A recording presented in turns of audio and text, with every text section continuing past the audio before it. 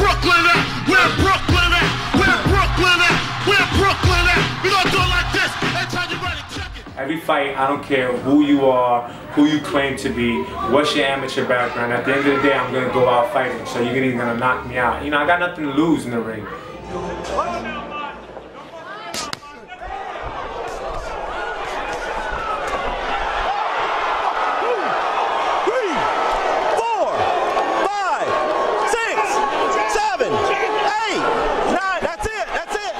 My name is Frank Notorious Galarza, aka the Brooklyn Rocky, and I got into boxing when I was like 17 years old. I started late in life, and then from there on, I took like some time off. 17, I did it for about a year. I took some time off, and then I started again when I was 24, won the gloves, and then from there I decided to go professional. Because I'm a fighter. That's the way I'm made, Adrian. We can't change what we are.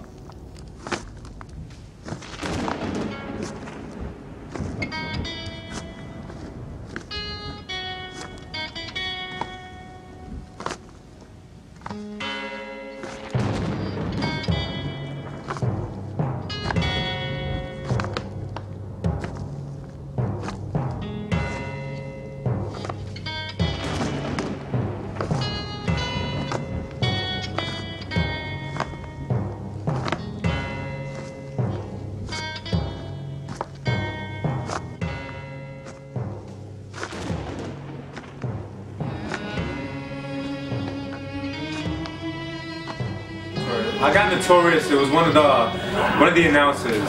I think it was with one. I had a fight, and the announcers went up to my trainer. He goes, "Yo, he doesn't have a, what's his nickname?" He was like, "Oh, you don't have a nickname."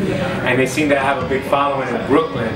So, and then my fighting style was just so relentless. I just keep coming. I fought like a Mexican at one point. I was being trained Sosa, he's Mexican. I was fighting like that, so I fought with aggression.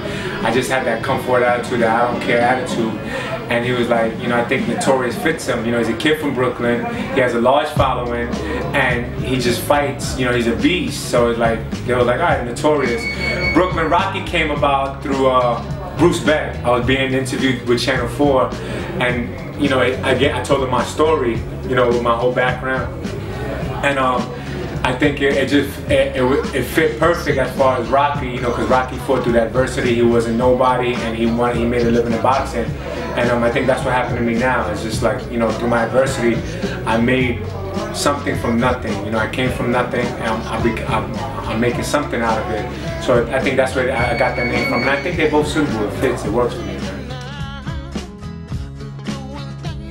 As far as to influence my fighting style, I want to go with Marvin Hagler. I just, he could box, he could punch, he could brawl, he could bang, he did a bang. So I think, I try to like mimic him in a sense. I just come forward, but be smart, move defensively, make him miss, make him pay while being inside. And if I need to box, I can box. I move and do whatever. So I think, I want to say Marvin Hagler influences me a lot as far as my whole style of boxing. What keeps me positive and motivated is basically my past, knowing where I've been, seeing where I was at, having nothing, where I was raised in Red Hook, just coming from that. I was always driven. And then from there, I found my faith. When I got lost in the street a little bit, I found my faith. I found my faith in God, and that actually elevated me to another level. To understand why some of the things happen in my life, I'm a living testimony. Everybody knows the story. I lost my parents. I lost an older brother. So it's like, at the end of the day, losing people, you only become stronger. It just makes you know that at any day we could leave, but we're more than capable of living our life to the fullest. We don't have no reason to stop at just because, this happened to me, this happened to me. I don't make excuses for something, for a reason to not move forward.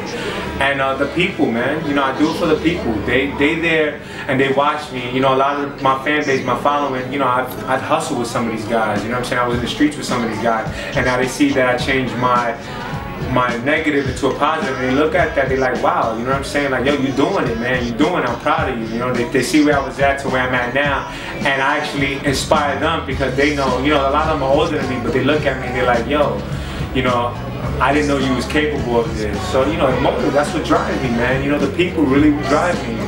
I become like an inspiration to them and hope for them. Like, yo, you're more than capable of doing something.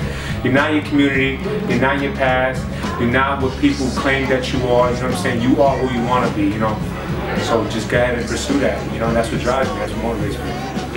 I don't train boxers. What I do, I am a personal trainer. I work for New York Health and Racket Club in the city on 23rd and 6th Ave. So I am a personal trainer. I've come from boxing background, so I know how to hold pads and do mitts, and you know, I got an eye for boxing.